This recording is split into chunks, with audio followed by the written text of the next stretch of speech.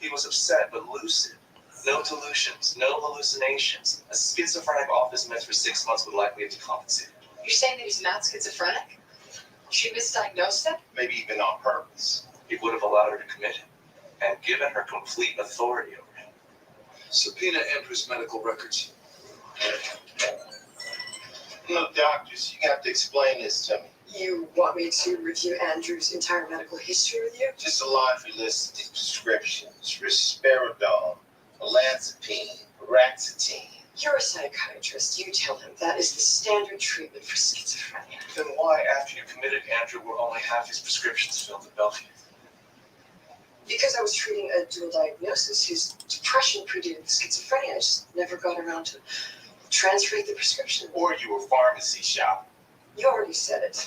You're not a doctor. But I'm a cop who's seen a lot of drug addicts playing fast and loose with their meds. Andrew is not a drug addict. He's also not a schizophrenic. Excuse me? Olanzapine. Taking these two drugs together can make a person feel dazed and compliant. Like a medicated schizophrenic. Psychopharmacology is not an exact science. I adjusted his meds as his condition demanded. Surely someone with your experience would know that taking these drugs together might kill him.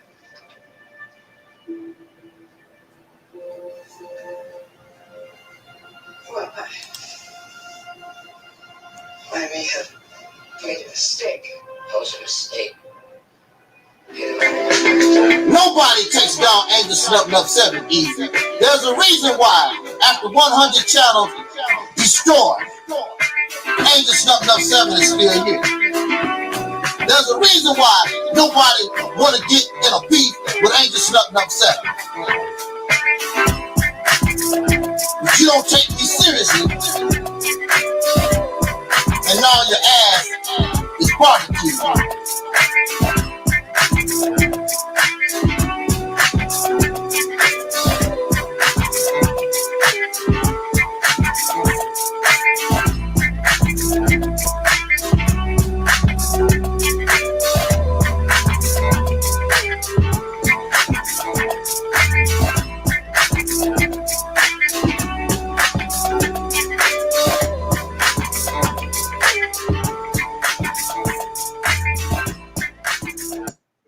Hey man, you won me over, Snuffing Up. Man, you won me over. Man, you crazy as a bed bug, but you won me over. I think you're nutty. I think you nutty as a 13 acres of peanuts where George Carver used to own that back down the South. But you a smart guy. Well, according to psychiatry, everybody's nutty. Nah, I think you're crazy. Yeah, so. I'm just messing with you. The Mississippi campaign represents everything that you claim that you want. The beginning of an all-black independent nation, the ability to control your own resources, your politics, the law, be able to do your own thing for a change, create an economy, create and produce goods that Africa or anybody on the planet would want. You're fake, you don't want to do nothing. 3 hours talking about the Mississippi campaign. So why don't y'all pitiful pieces of trash, sewer rats and your thieves and your cyber stalking trolls, why don't y'all get together and have a conference and talk about what y'all have done? That conference won't last long, maybe 5 minutes, because Aquan has done nothing. Guy Nollywood have done nothing.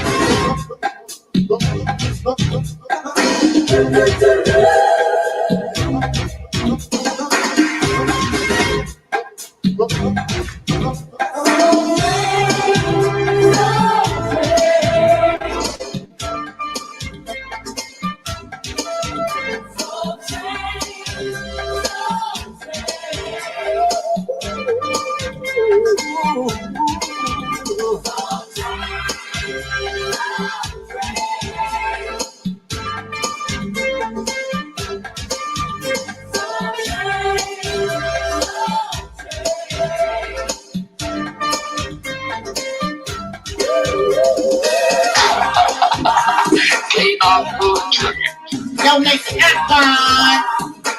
I got the answer. I can handle the hard question. See, they say that Angel Snub 7 don't care about the people. But Angel Snub 7 cares about the people because I'm bold enough to tell you the truth. And I don't give a damn if you give me a dime. I'm not looking for your money.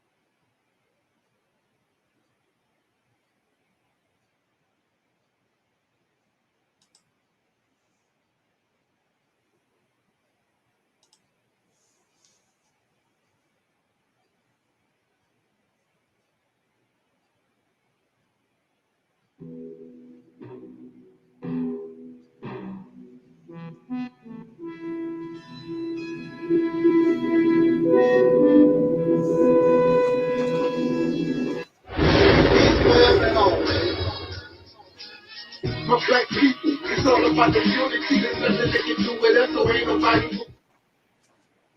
We are in a state of emergency. Prejudice. Wrote a song about it, like to hear it? Here it go. Free your mind.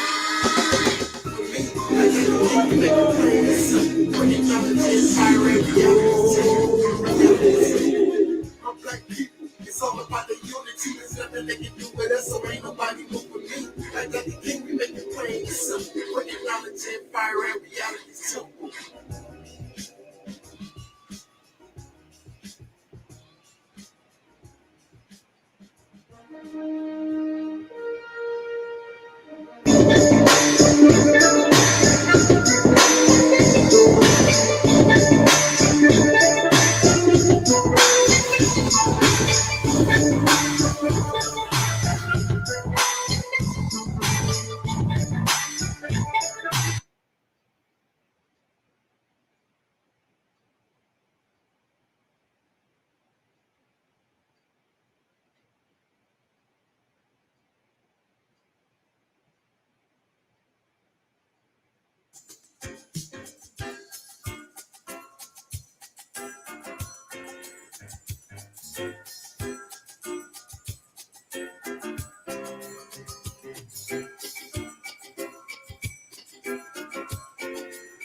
Peace, forever, always. I'm so Sister J. I'm so Sister D. And I just wanted to say thank you for all the people who look up to the medical provider for my uncle Taalik. And it has meant so much to us that you would help, because without you guys, this life would not be possible and we would not be living today right now. And I want to say for all of you that helped and that donated, I will be making thanks for the big thanks. And I hope I can meet you one day and say thank you in person. I love you guys.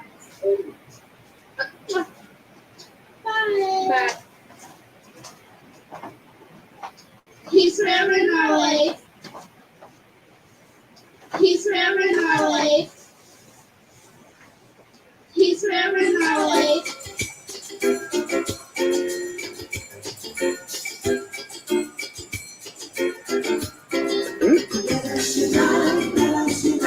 Everybody jump.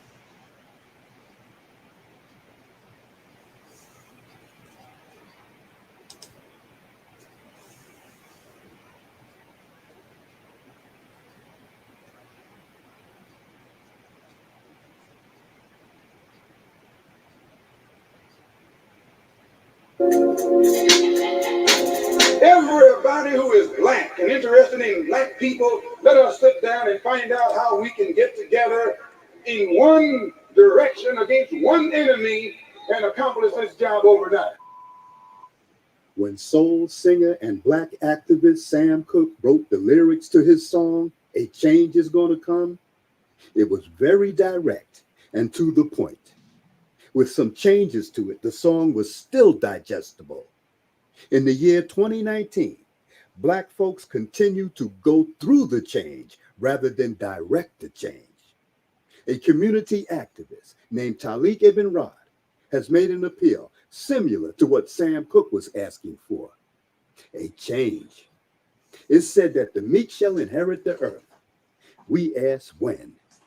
When will the landlords give the meek a free lease? Mr. Ibn'rad is humbly asking for the state of Mississippi. This is Dusty Basement Studios, and we approve of this message.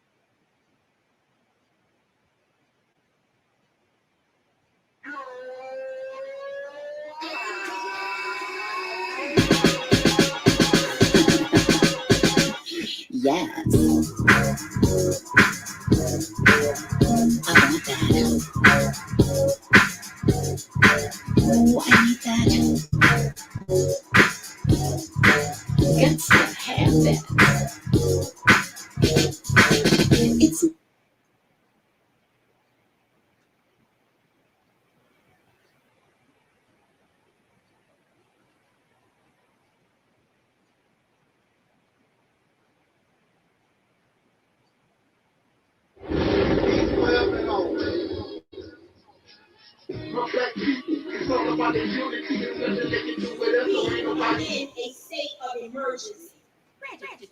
Want a song about it? Like to hear it? Here it go. Free your mind.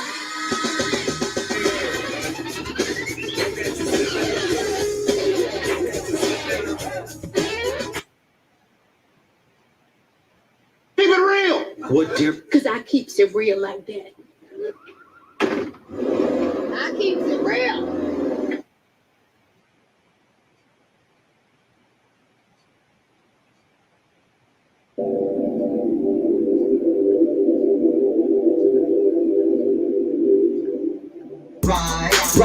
Ride, let's get this party started. Ride, let's get this party started quickly.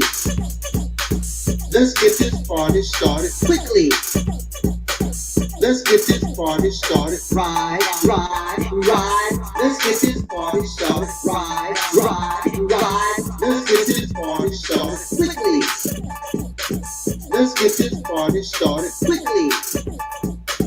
Let's get this this party started. Ride, ride, ride. Let's get this party started. Ride, ride, ride. Let's get this party started quickly.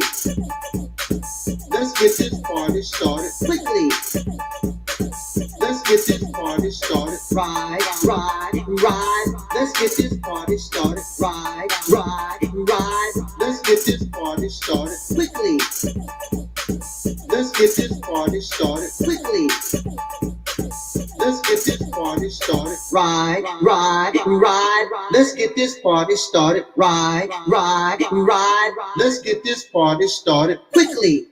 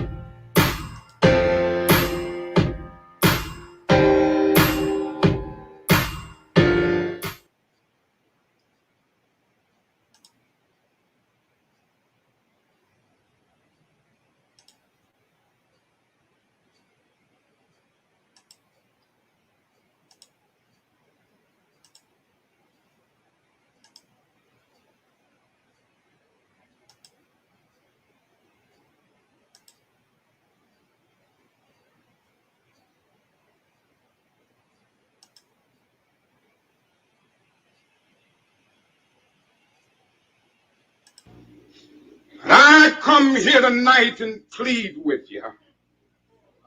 Believe in yourself and believe that you're somebody. As I said to the group last night, nobody else can do this for us. No document can do this for us. No Lincolnian Emancipation Proclamation can do this for us. No Kennisonian or Johnsonian Civil Rights Bill can do this for us. If the Negro is to be free, he must move down into the inner resources of his own soul and sign with a pen and ink of self-assertive manhood his own Emancipation Proclamation.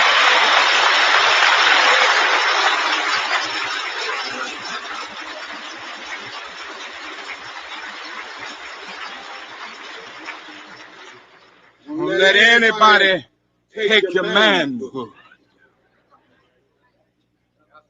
Be proud of our heritage. As somebody said earlier tonight, we don't have anything to be ashamed of.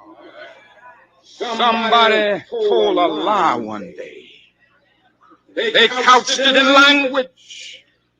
They made everything black, ugly, and evil. Look in your dictionary and see the synonyms of the word black. It's always something degrading and low and sinister. Look at the word white. It's always something pure, high, and clean.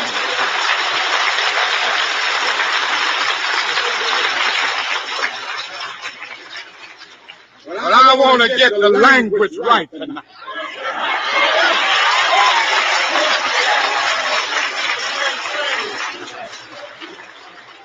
I want to get the language so right that everybody here will cry out, yes, I'm black, I'm proud of it, I'm black and beautiful.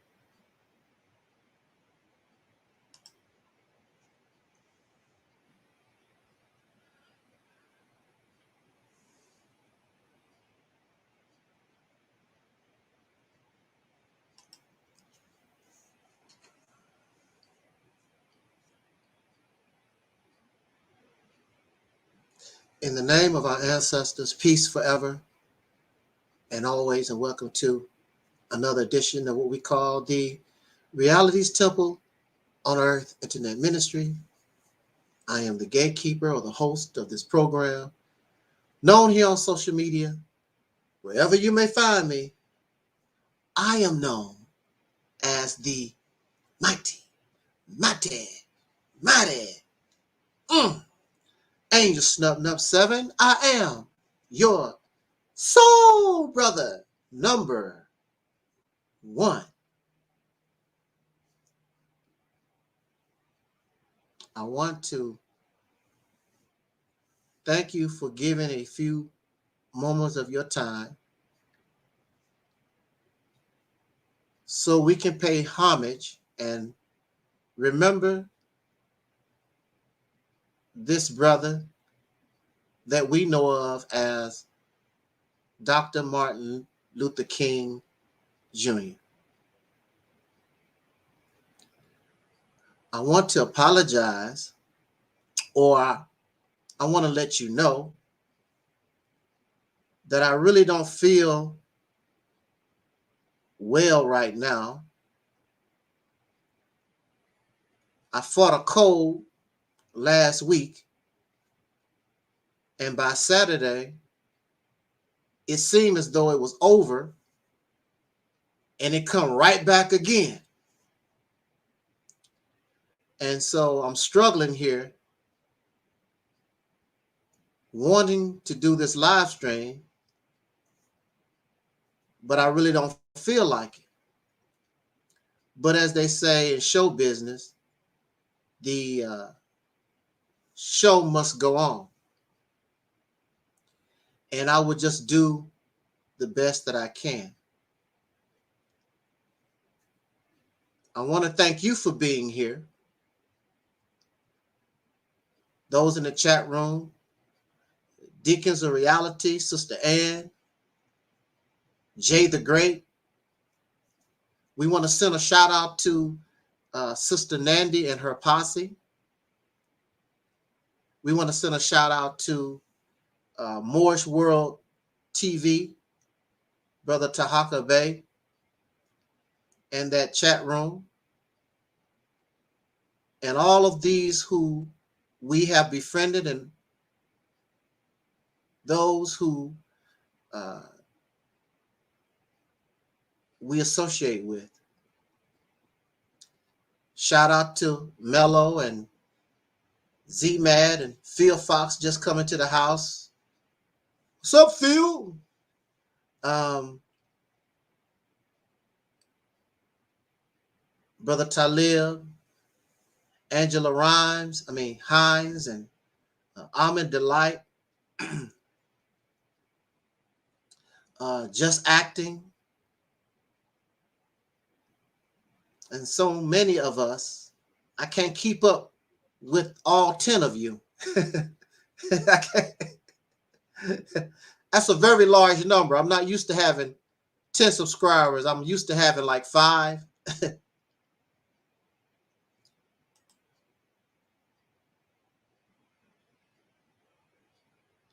Yeah, thank you, Phil Fox. So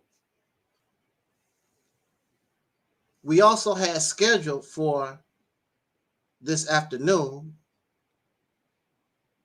and this is the first time our brother has not sent a message, or because most of the time Brother Maurice Muhammad is early on live streams. So I don't know, I haven't seen or rather heard from Brother Maurice. But we're going to try to just bring a little something. And if Brother Maurice makes an appearance, then we will, of course, he will add to the commentary. Shout out to B1 Initiative, Brother Maurice, B1 Whoop Ass channel.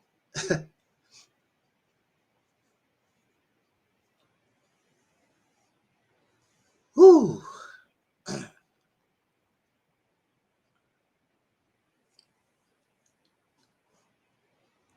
I had a love-hate relationship with Dr. King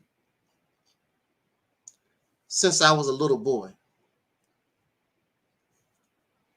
As many of you know, I was influenced, of course, by the teachings of the Honorable Elijah Muhammad. But prior to the Nation of Islam, there was Dr. King.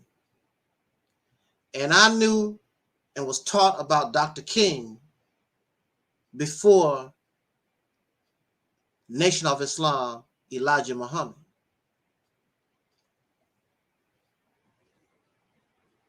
There was a salesman who went throughout the neighborhood or the community. And this is after Dr. King's assassination. This is after the assassination, of course, of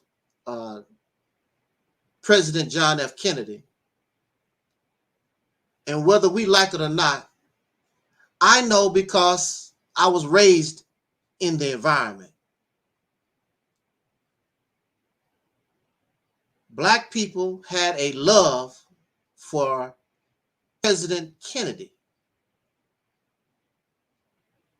They had a love for Dr. King. And you can make a t-shirt or a calendar or paint a picture. Black folks would buy these pictures. John F. Kennedy and also Dr. King. However, in my family, my mother and my people did not do that. They were Christians. I never remember white Jesus on the wall. He was in the Bible, these books that they would buy, the paintings from Michelangelo or whatever in these books, these Bibles, but they never would put a white Jesus. I never saw a white Jesus on the wall. The only pictures I saw on the wall was us, relatives, my grandmother, grandfather, cousins, whoever. It was us. Only one other person outside of us had the honor of hanging on our wall, and that was Dr. King. And for years, my mother bought this large portrait of Dr. King. And this portrait of Dr. King would be with me for years and years and years. Dr. King's picture always hung over my bed. Wherever we move, I always end up sleeping under Dr. King, or Dr. King was across on the other side of the wall. I could not escape Dr. King. Dr. King was in the house. And this was the way myself and Dr. King, we're going to have a relationship for years. Me and Dr. King.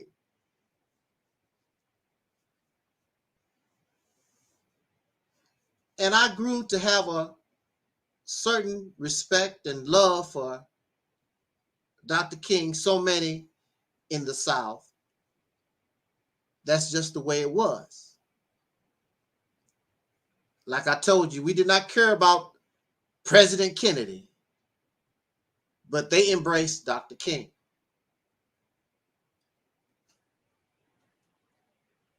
It was summertime.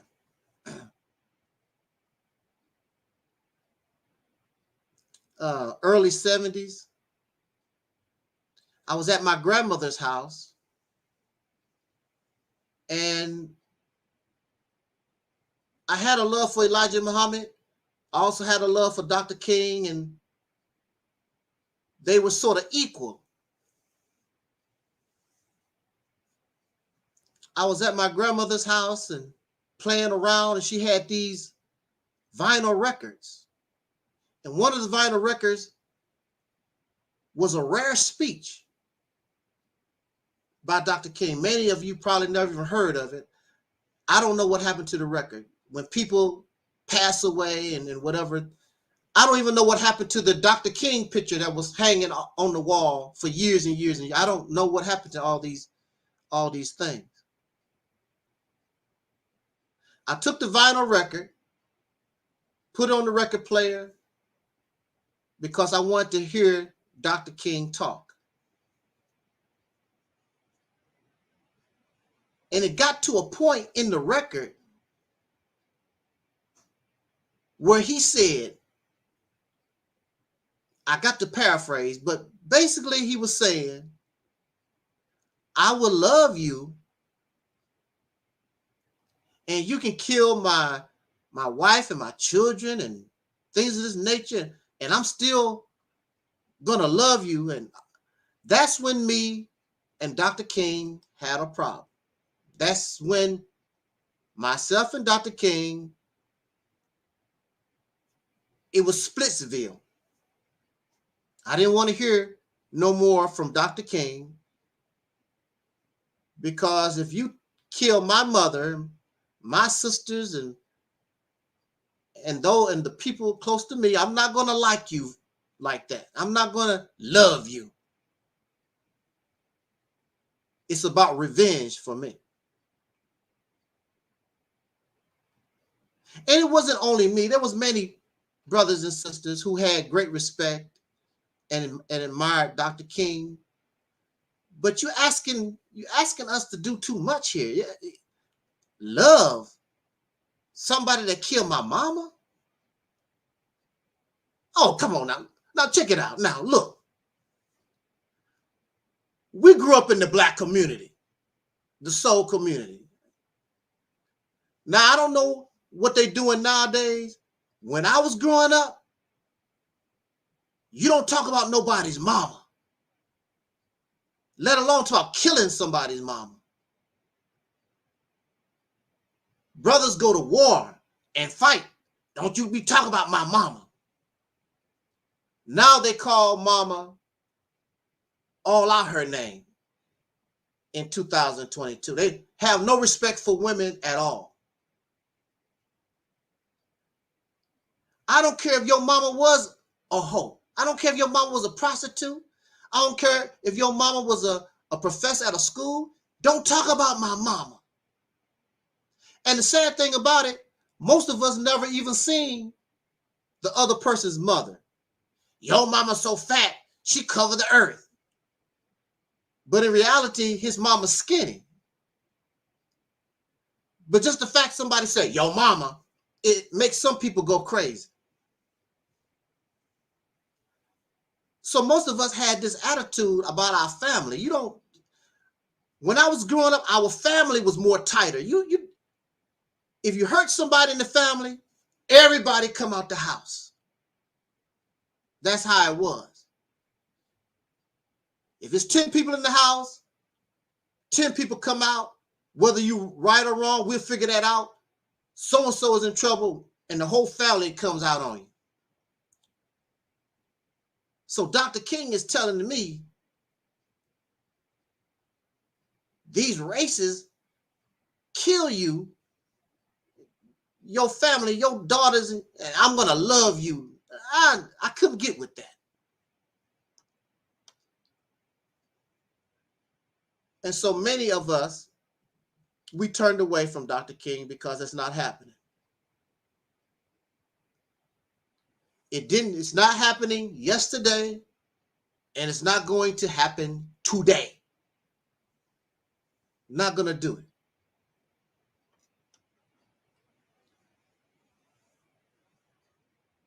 And so in my early life,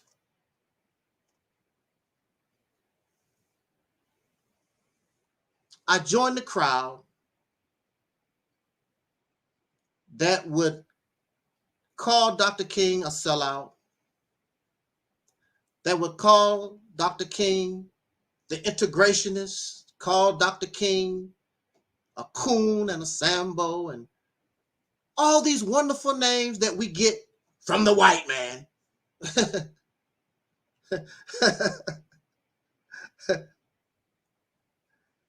I learned a lesson from Tommy Sotomayor. Can you believe it?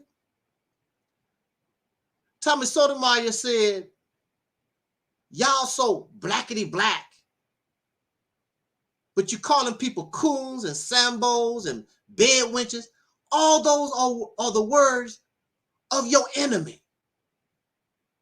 But you're not supposed to be about your enemy. You're supposed to be so blackety black and African and all this stuff.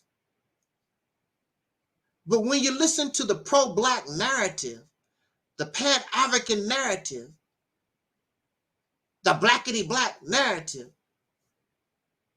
sound just like the enemy.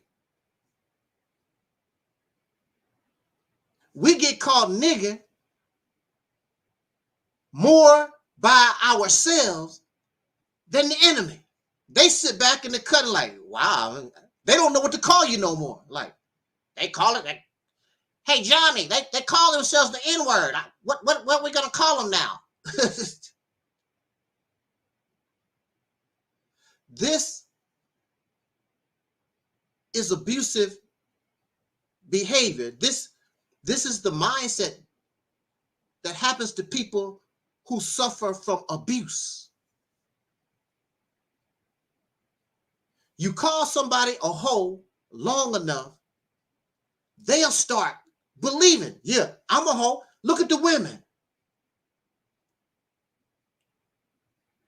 We call women hoes and bitches for so long. Now the women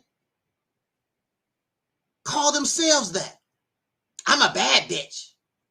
I'm a bad hoe. What? I thought that was, what? This is what happens when we are victims of abuse. We begin to become what the abusers say that we are. You lazy and trifling. You ain't no damn good. Nobody wants you. And you believe that. Well, I might as well stay with this woman. I might as well stay with this man because nobody else wants me except them. And you believe it because you've heard it for so long. And here we are. And we are proud. And we even justify. Well, you see, the word nigger actually comes from Kemet, and it meant nigger, the deep cinnamon adjective of niggerism, which was used way before the European, from King nigger Atamakan, all this old dumb stuff, to justify our behavior. Woo, man, oh man.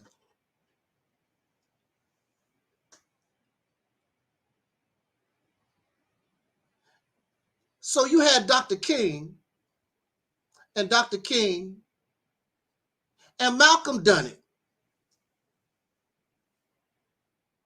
Uncle Toms and Coons. Hey, just acting. What's happening? Good afternoon. Malcolm done it.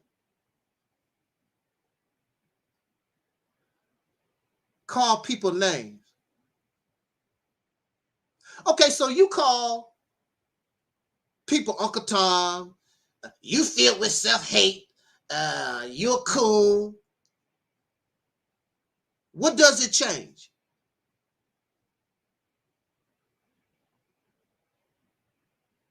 It don't change nothing. Whatever people gonna do, however they think they're gonna continue to do, what they feel they do, just like you have the right to think and do what you do, others have the right to do and say and go how they feel comfortable. You selfish bastards. I can say that because I was one of you. I want you to think like me. Because I did it too. Oh, you a coon. You Uncle Tom. You a Sambo.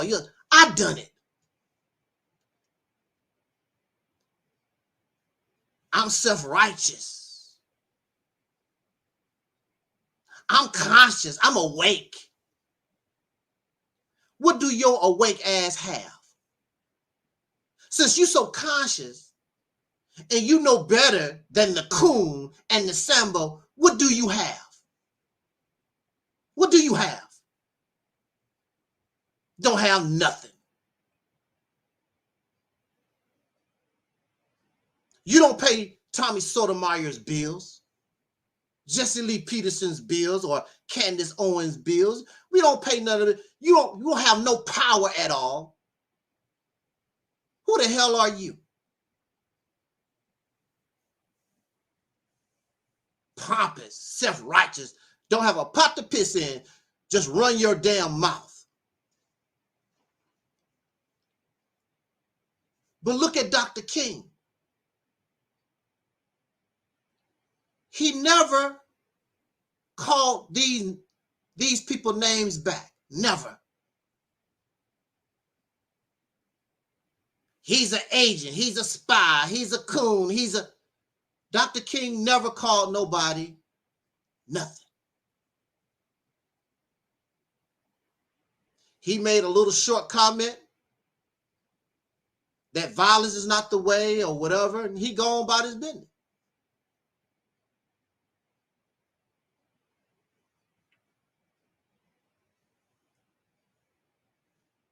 He never did get angry over the nonsense to show you his maturity level. You can rock with me, Dr. King, or you don't have to. It's fine. I never heard Dr. King get angry over the issue.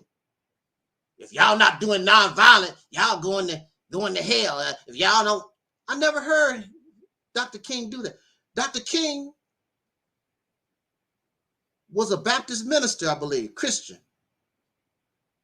I don't remember Dr. King getting angry about trying to convert people to his faith.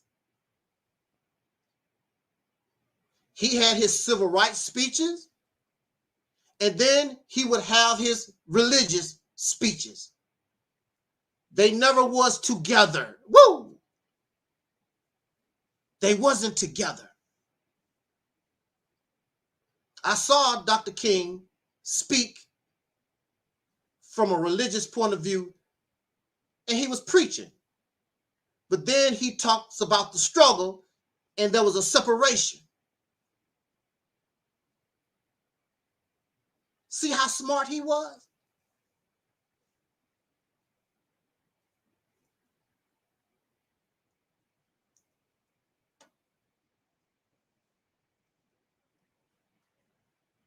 So as I grow up,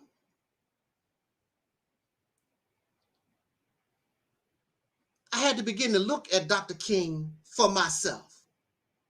This is the narrative of this pro-blackity black stuff. Calling everybody coons and Sambos.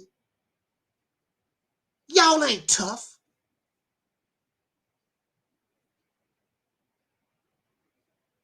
Well, I can't get with that non-violent stuff. What are you doing right now in 2022? You non-violent. Either you violent or you non-violent. You can't get with Dr. King. I can't get with that non-violent stuff. Well, when did you get violent then? Come on. When did you get violent? Your happy ass was you are more nonviolent than Dr. King. Your ass don't do a damn thing at all, period.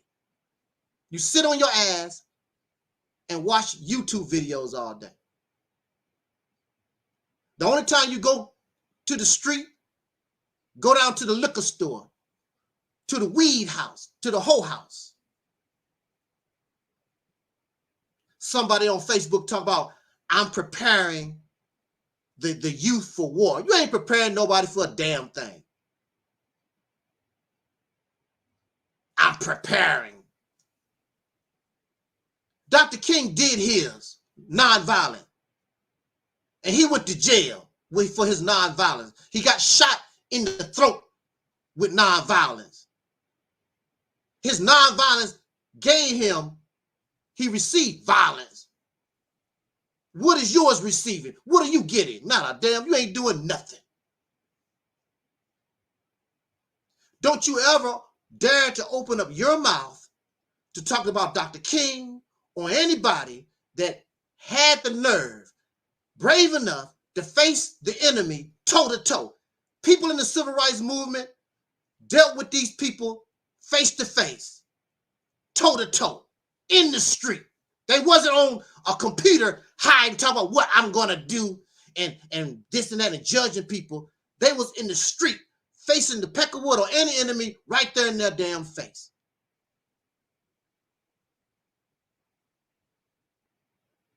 You don't qualify. You don't have the nerve. All those people talk about, I can't be nonviolent.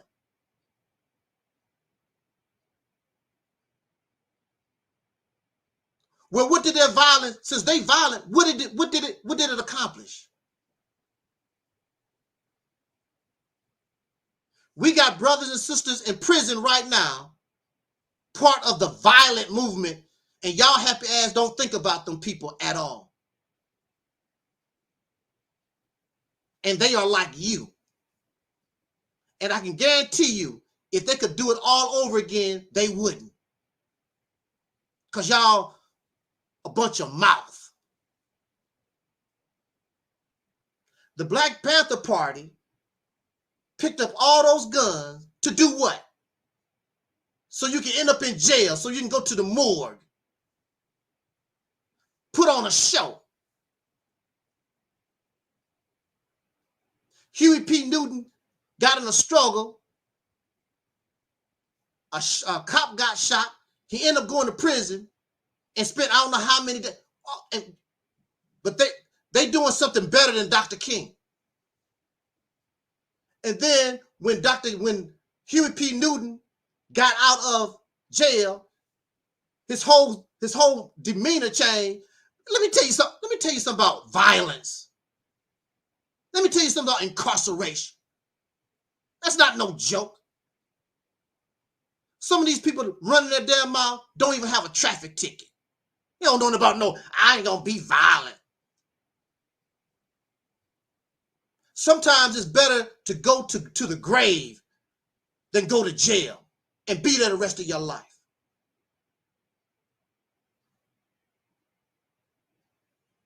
You ain't ready for it. Anybody can come on YouTube and talk. I'm preparing for, you ain't preparing for nothing. I'm preparing the youth for war. With what? Where your gun factory at? Your bomb factory? Where your airplanes and your tanks? Your bazookas? Your nuclear bomb? It's a joke. It's a joke. It's all a joke. It's all a front.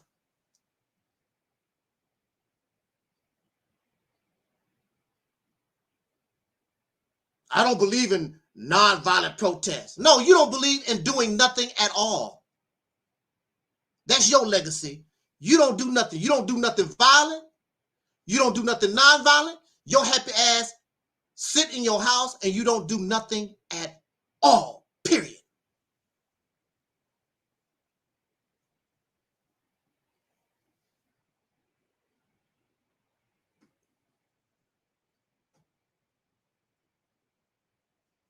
I was one of these people, this blackity black stuff. Now, the difference between me and these blackity black folks, I was ready to cause damage. Let's do this. Let's do it now. I ain't preparing for a damn thing. Let's do it. Let's get it. Let's roll. Let's do it. They're not going to do nothing.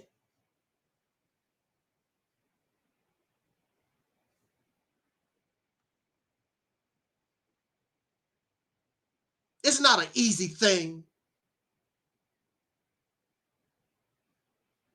to go before the police and dogs,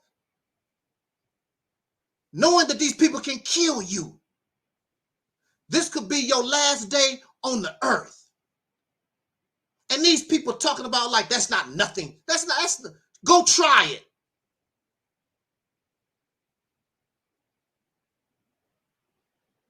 Go try it. Go stand in front of men who legally can kill you. This could be your last day on the earth. Go try it. See how brave you are.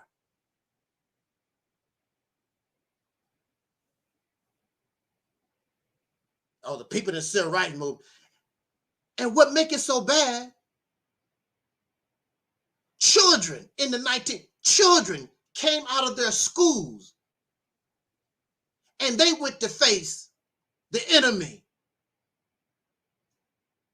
You sit back and you have the nerve to laugh and sniggle and giggle.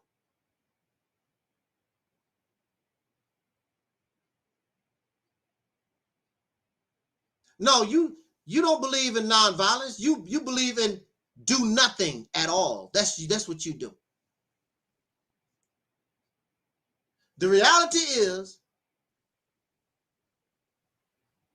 the civil rights movement activity caused us to have certain protections.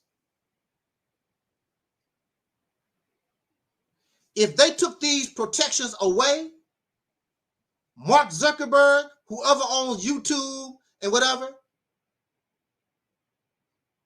they could kick all the black folks off YouTube and Facebook because all the discriminatory laws would be gone. Walmart can say, we don't want no more black customers at Walmart. What do you have? If they took the laws away, that's the only reason why you're protected. If it wasn't for the law, more and more of us would be shot down in the streets. Easy. You're protected by the law that you make mockery of people that sacrificed and even died so your happy ass can live better. Make your life easier and you're going to laugh and giggle and make mockery of people.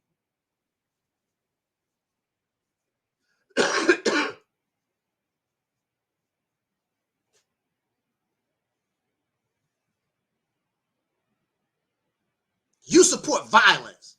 I don't see nobody in no front line being violent. I believe in violence.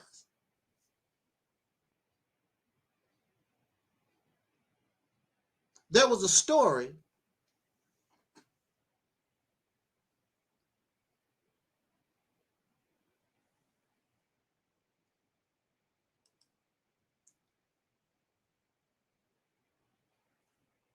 there was Muslims in California and elsewhere. And prior to Muslims getting killed,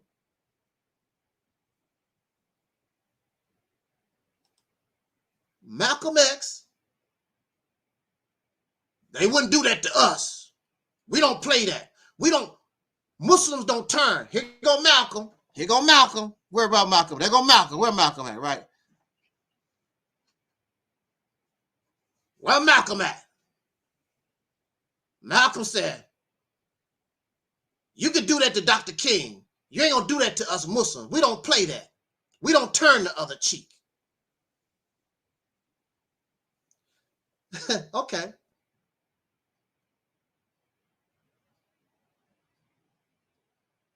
So the brother, Temple number 27, LA, was killed, Ronald Stokes, and some other Muslims was killed.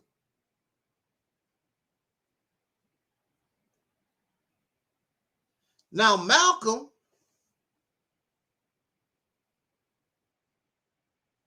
your bluff is being called now. You said that y'all don't turn the other cheek.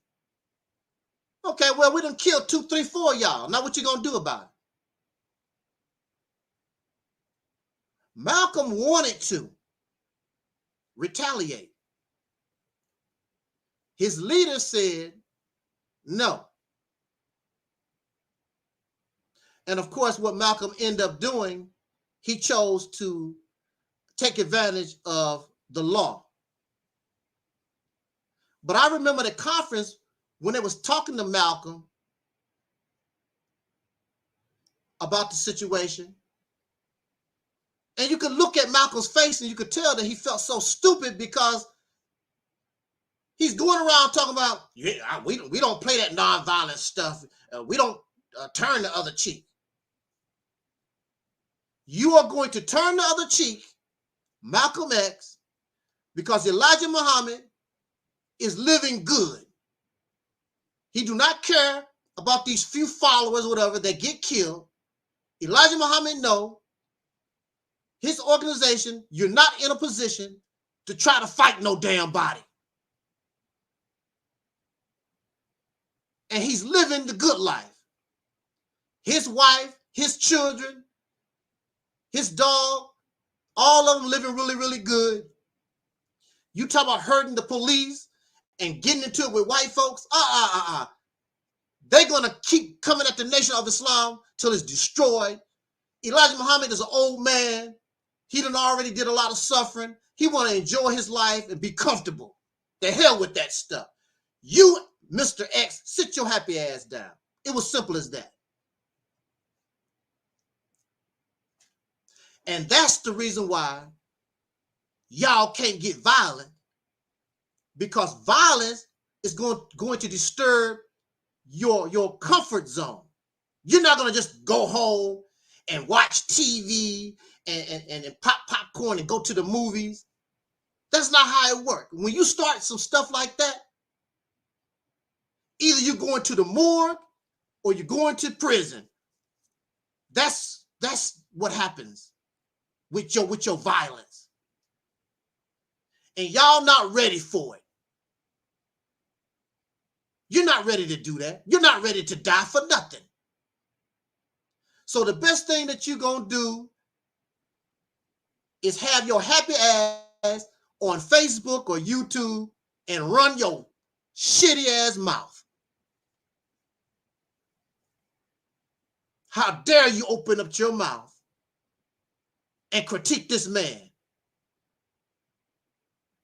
You've done nothing. You've done nothing to come even close. You don't even equal this man's pinky. You don't even amount to his fingernail on his pinky. You're nothing. So they ask us over here, what y'all gonna do for black people? We ain't doing a damn thing for black people. Look how these suckers, whether they like it or not, they benefit from the activity of Dr. King and all our people prior to us. And then here they are.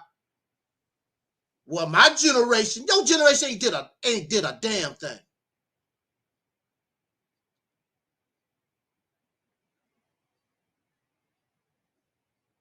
Since 1980, let's go back to 1980. What have you accomplished? We ain't accomplished a damn thing. What have we done to add on to the legacy of our ancestors' fight since the Civil Rights era? What have we done since you smarter, since you know better, and you're non-violent? I mean, you're violent. Nothing. That's why these people don't like me, because I'm not going to let you run your mouth and talk that. Show me.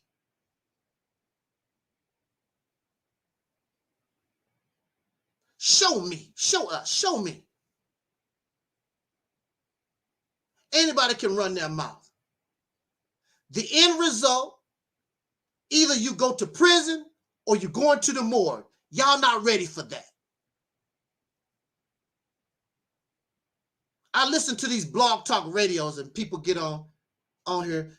The only thing they talk about is history and some, excuse me, Dr. King, bullshit.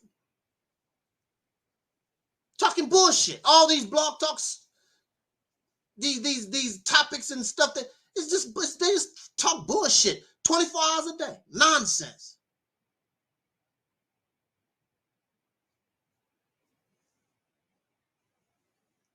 Feel good, computer revolutionaries.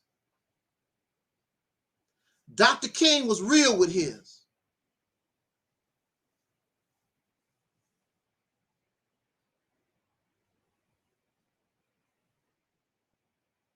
You're not real with yours. You're just a bunch of talk. Ain't no government listening to your conversation. Hey, there's no COINTELPRO for you. You're not a threat. You don't want to lose all your comforts. You don't want to lose all this. You're comfortable.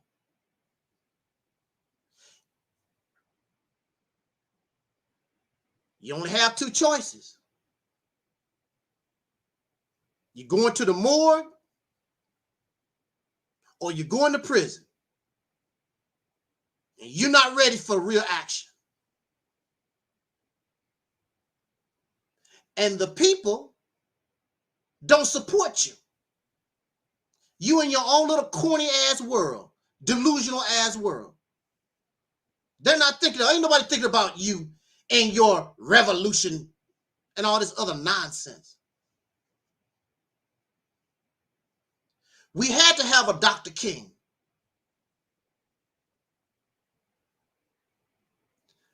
Because Dr. King's activity had to show the world how nasty and violent and evil and wicked these people was. And it's them, because Dr. King not fighting back. The brothers and sisters not fighting back. So the whole world is looking at how evil the United States is.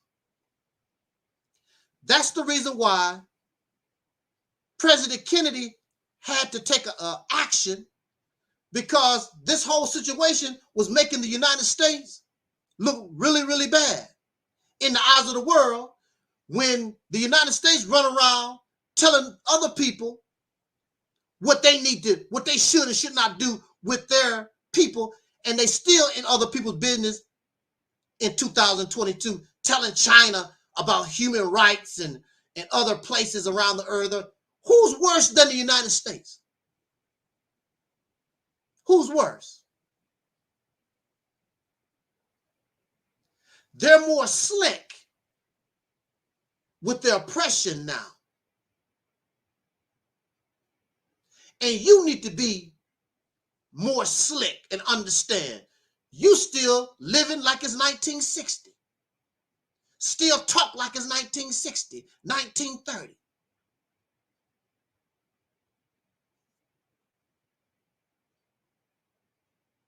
But the main thing is you're not going to do nothing anyway. You're not non-violent.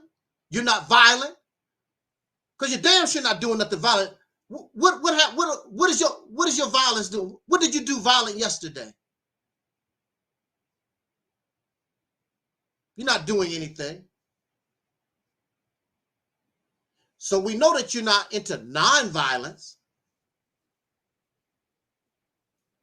You are into doing nothing except running your damn mouth. This is why they don't like Angel Snub Nub 7. Because I'm not going to let you get around me talking all that bull crap.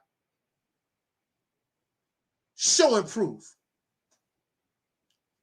Since you're better than Malcolm X, since you're better than Dr. King, since you're better than the Black Panther Party, y'all so smart. Y'all got supreme wisdom. I'm a Pan-African. I know everything. Well, let's see. Don't have a pot to piss in, just a bunch of talkers. Computer revolutionary.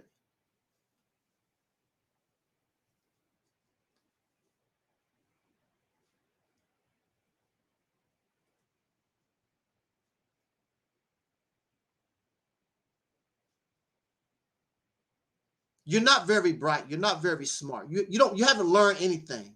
You're not creative in your mind. You have no vision. You have no purpose and no goal. This is why you don't understand the Mississippi campaign.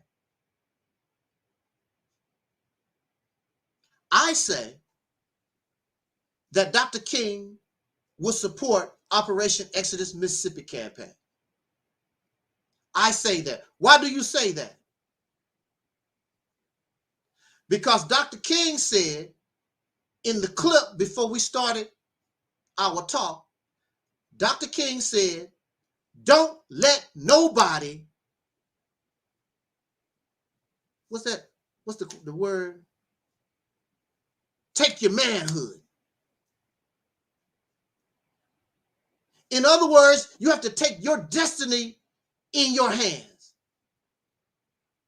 You have to create, woo, Dr. King. You have to create your own emancipation proclamation. That's what Dr. King said. And that's what the Mississippi campaign is about. You got to take your destiny in your own hands. To be a man. What is it to be a man? Don't let nobody take your manhood. What is it to be a man? That means you have to take control of the resources. Because without the resources, how are you going to survive without resources? How are you going to take care of yourself? You got to put yourself in a position to control the law and policy. That's what the Mississippi campaign is about. And we offer purpose, a vision, a plan and a goal. So that we can be men. So our sisters like Sister Ann and Mello, they can look at us and, ooh, look at those men. They some bad mama jammas. Our actions, not your talk, not your mouth. Our actions show that we're men. Not because we can put on a big show. Our actions. The greatest gift that you could give to Dr. King, not a statue in Washington, D.C., that ugly ass monument. To me, that's an ugly ass monument in Washington, D.C. To me, I don't like it. It's a waste of money. They could have done better. That's an ugly monument to Dr. King. You couldn't have got somebody to do something better than that. It's ugly to me, but naming streets after Malcolm X, naming streets after Dr. King. One of the best things that we could do for Harriet Tubman and Dr. King and Sojourner Truth and Fannie Lou Hamer and all our people before us, the Black Panther parties and the nation, the best thing that we could do for them and for ourselves is take control of a state, put our destiny in our own hands. Either we gonna make it or we're not. And even if we lose, it don't make no difference. You're on the right path to try. Try until you get it right, because I'm gonna be a man. I'm tired of being under the domination of another man, especially another man that don't like me, that hate my guts. You should be sick of it. You should be sick of being under the domination of a man tell you what to do. Throw you in jail anytime he feel like it. Just pass you around like a ball back and forth, like you playing tennis.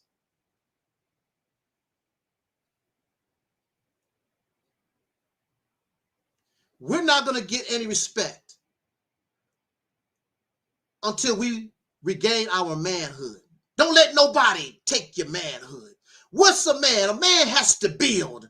A man has to build the things that his family need. I'm a man, so I got to build a house. I got to put a stove in the house so my wife can fix the meal for the children and I.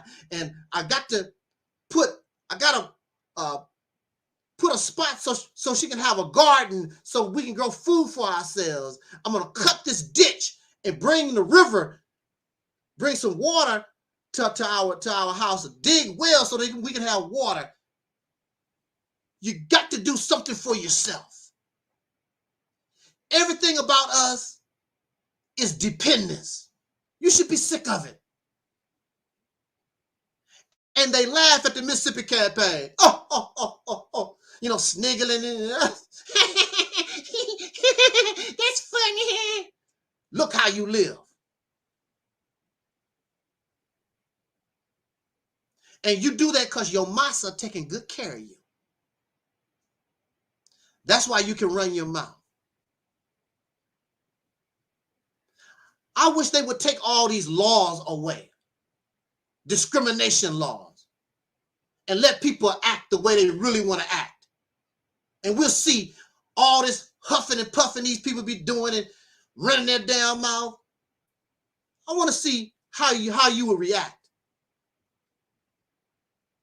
You go to Walmart, no black people allowed. What? What you gonna do? Walmart said no black people. They close all the Facebook accounts with black folks in. They think that you black.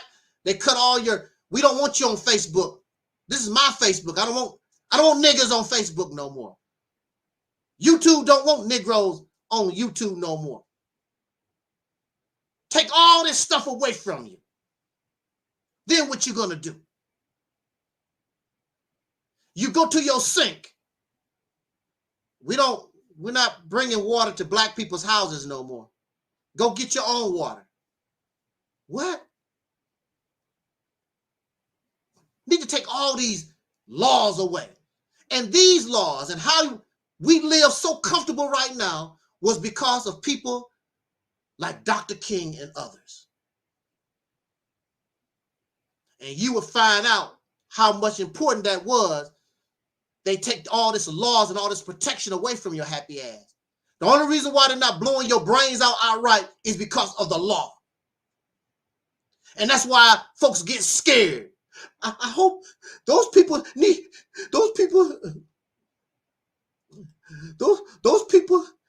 need to go to jail. They scared as hell.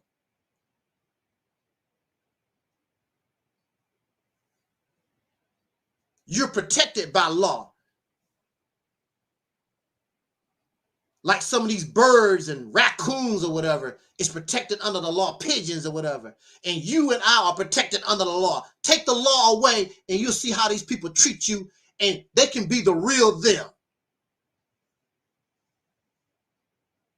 Which me personally, I don't think if a person don't want certain people in their store, I think they should have the right. I don't want you in my store. I don't like colored people. I don't like short people. I don't want short people in my store. It's your store. I think if you know, that's my store, I think people should have the right. If they don't want to serve certain people, I think they should have the right to do that. Go do your own crap. I don't need your money. Go away. The law you're under the protection of the law.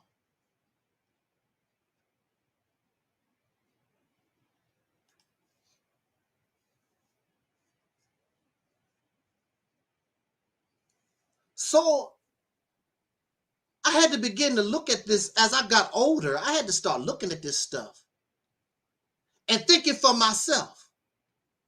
because I really wasn't thinking of myself, I'm plagiarizing and copying a narrative being sold to me and not really looking at things from a realistic point of view. I'm calling people Sambos and clowns and all these different names. I don't have a pot to piss in. Who the hell am I?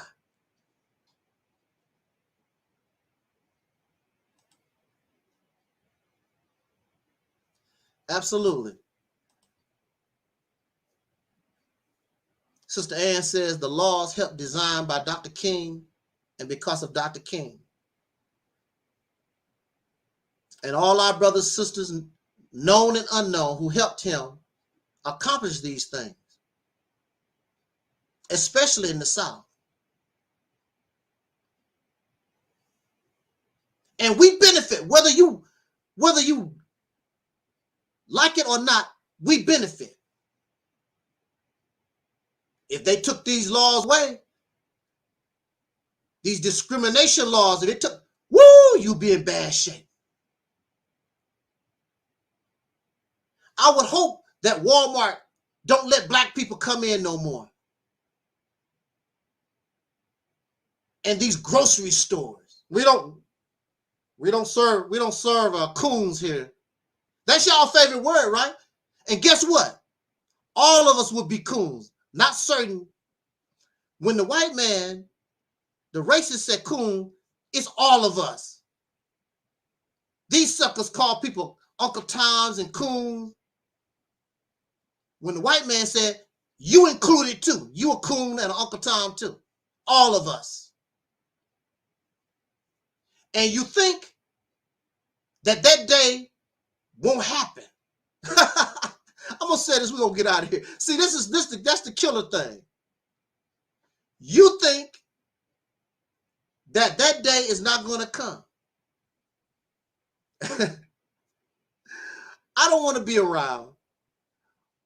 But what they say, the shit is gonna hit the fan. It's a matter of time. And all these people running their mouth, we're going to see exactly what you made out of, how smart you are, how wise you are, and we're going to see.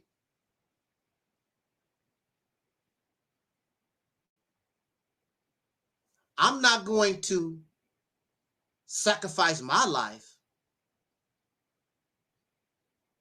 so that these ingrates can turn around, Angel Snub 7, he didn't do this and he didn't do that and he's a coon.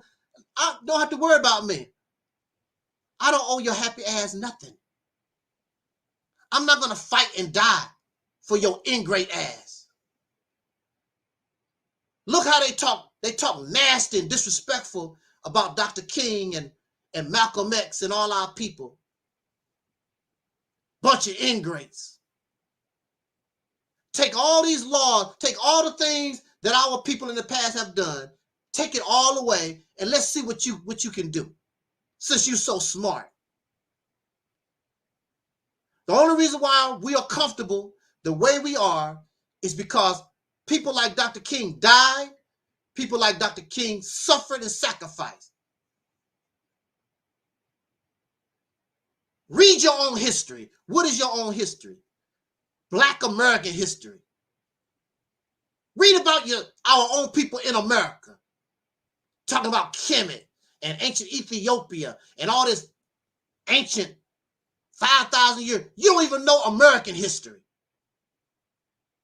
Talk to some of our elders who are alive right now who went through Jim Crow.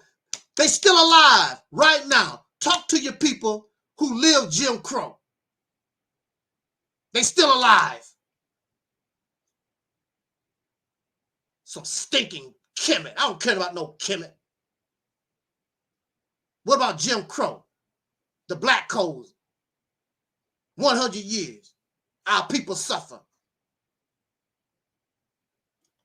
You don't even know your own history in America. Silly ass people. Y'all some silly people. That's why they don't like Angel Snub 7.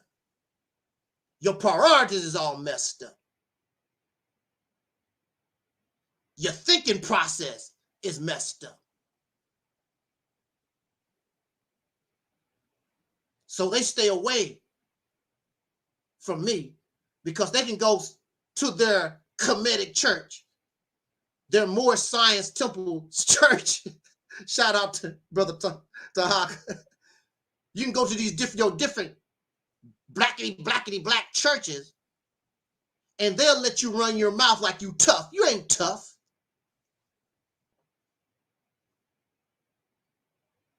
All the tough people is in jail. All the tough people is in the grave. You suckers ain't tough. And you're damn sure not smart. Because if you were smart, your condition would be better. Don't let nobody take your manhood. Our problem is, we're going to get out of here. Our problem is, we ain't never been men, so our manhood could be took or taken. We are the descendants of men that came off a slave plantation, that never was a man, but a beast, a breeding machine, and y'all do that good. Take your little dangalang out. There you go. I don't want to be nasty. Let me take my dangalang out. That's the only thing y'all know how to do. And as soon as you get a chance, you want to talk about your dingaling. Look how big my dingaling is. Look how long it is. That's all you talk about. Look at all my children I got. Because that's the only thing you have to make you a man is your dangaling. All your children that you can get. All the women you can hustle. That's all you got. You've never been a man. Don't let nobody take your manhood. You never was a man to begin with. So the Mississippi campaign is also about manhood training, womanhood training, human being training. You're not even a human being.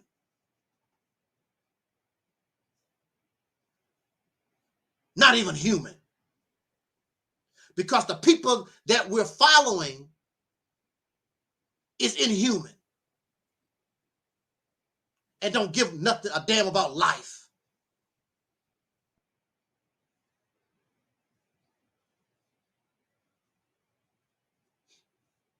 We got a lot to learn.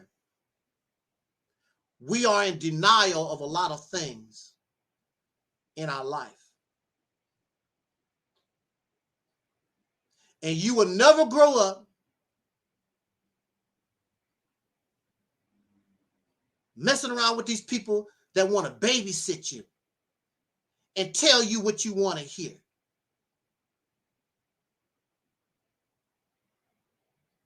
I want you to grow up. I want you to be better. Truth hurts. It hurts me. You think I'm guilty of the same stuff. Sister Ann, I'm guilty of the same stuff. I just told you I'm guilty. But we have to be mature and we have to accept when we're wrong and admit, oh, damn, I made a mistake. So that we can grow, that we can be better. We are in a position, those of us who are on the bottom, we are in a position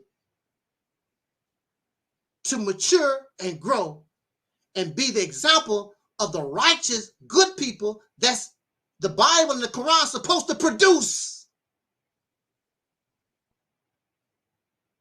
So we don't need it. If we are the Quran, if we are the Bible, what I need the Bible and the Quran for? I am the Bible, I am the Quran, and beyond. I've learned those lessons. If I have mastered the kindergarten, I go to the next level. We have mastered. Those who come here, we have mastered the Bible. We have mastered the Quran. We are on our way to the next level. What is the next level? The next level is God. That's the next level. And God don't need a Bible. God don't need a Quran. God writes the Bible. God writes the Quran. Woo, man. Oh, wow. I thank you so much for being, I don't know what happened to Brother Maurice. We have to catch Brother Maurice on the flip. I thank you so much for joining us this afternoon. I just had to say a little something in defense and respect to Dr. King. And I apologize for my ignorance and my immaturity, because regardless to whether I agree with his strategy or whatever, he did not do all these things for himself. He was trying to help a people. And now here we are in 2022, a bunch of damn ingrates. You should be ashamed of yourself. If you got it going on like that, do better. And when I see you do better, I will help you. We here at the Realist Temple, we will help you so we can do better. But you're not. You're not. So I thank you for joining us these few minutes this afternoon, Dr. King Day. And I know once I get to talking, I probably is going to wake up a little bit, but I do suffer. I do have this little cold I'm still trying to get over, but we did pretty well considering. And I'll catch you on the flip. Thank you so much. Just Acting is in the house. Jay the Great, Dickens of Reality, Sister Ann, Mello, Z-Mad, and all of us, Razzie, all of us that support this platform. I thank you so much. Thank you for those who are listening and those who will be listening to this broadcast later on. I thank you so much. And unless there's a comment, if there's no more comments or questions, we're going to go ahead and bring this live stream to an end.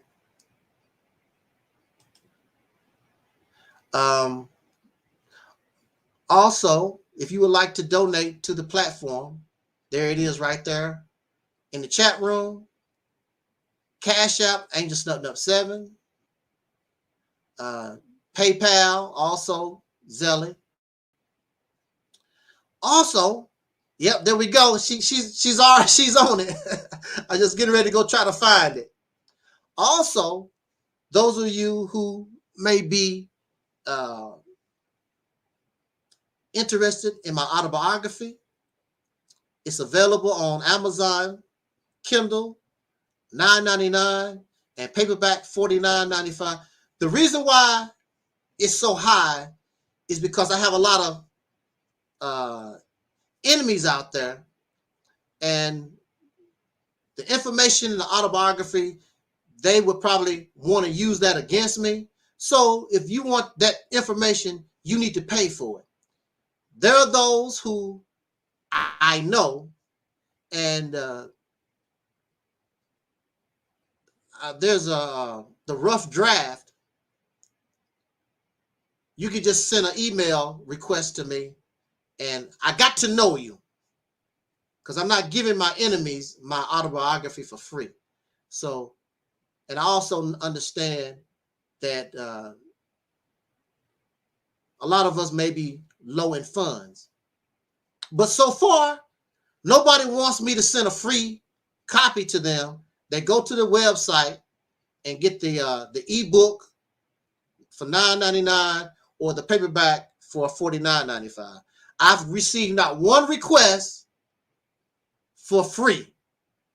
Amazing. Thank you so much. I mean, wow. That says a lot. So you can get the autobiography on Amazon. There's the information. Also, it's in the description box in all the this video and all the latest videos. Also, you can donate, show your appreciation to this ministry. $, Cash App, Angel Snuffing Up 7. That's the easiest way.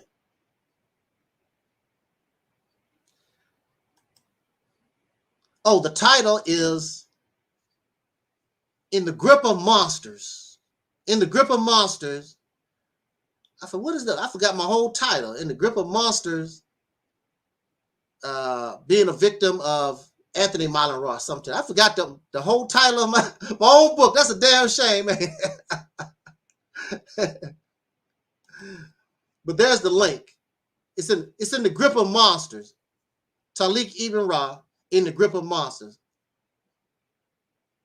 on Amazon.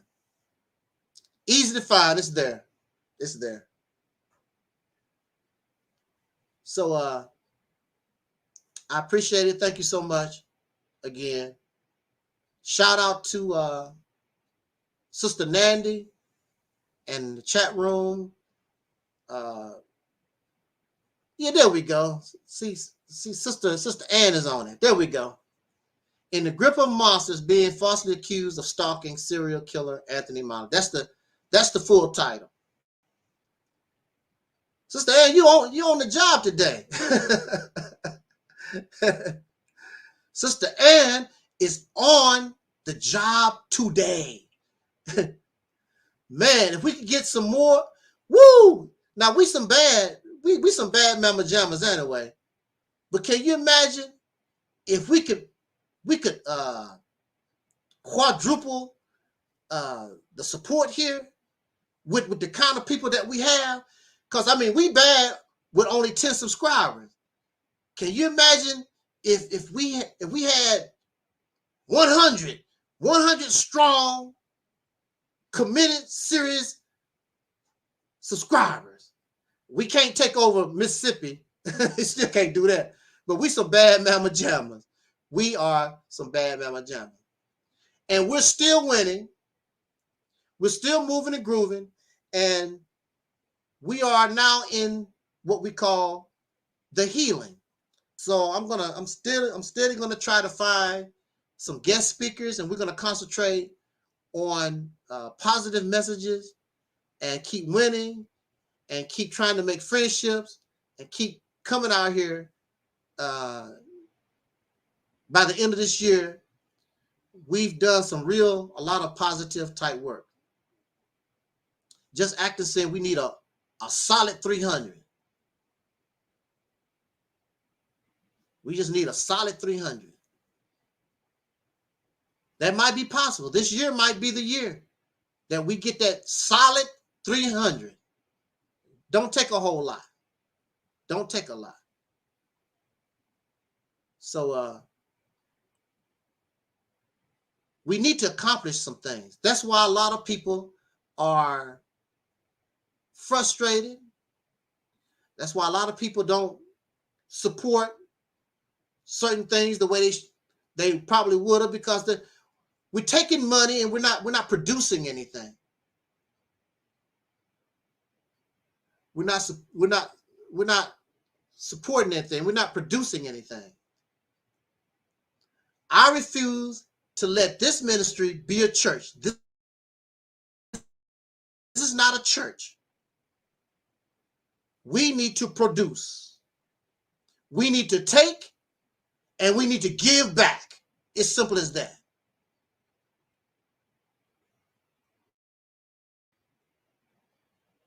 We take it, but we also give back. We receive, we also give back. So with those announcements, I assume that we're done, and we're going to get out of here. Shout out again to the chat room, those who are listening and those who will be listening to this broadcast later on. Shout out to Maurice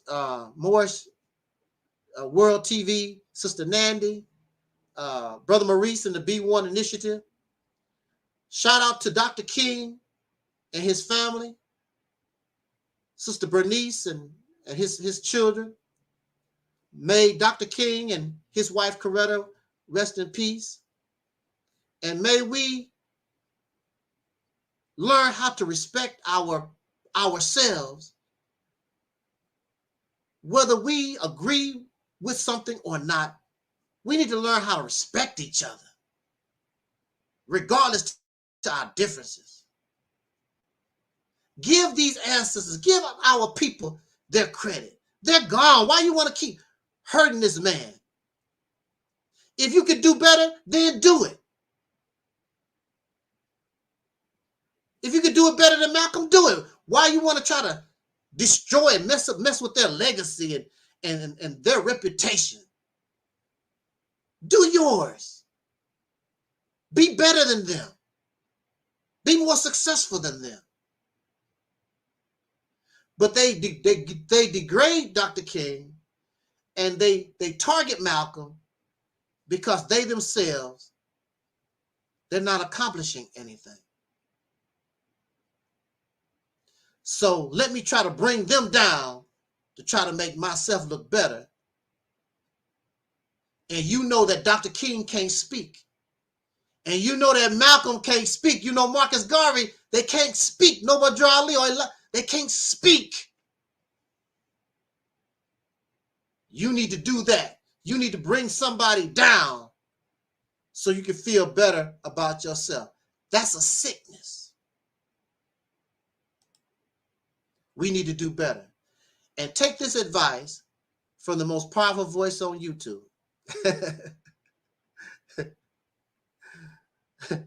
And that is what we are. We back that up. We prove that. Gossip and slander, channels destroyed, still moving and grooving like it's just like nothing even happened. We some bad people. I said we some bad people. So on that note, let's get out of here. Thank you for listening again. And jot down your comments, subscribe, like, all that type of thing. And we'll catch you on the flip. And just like our brother Don Cornelius used to say back in the day, as in parting, I wish us love, peace, and so we are Audi 5000.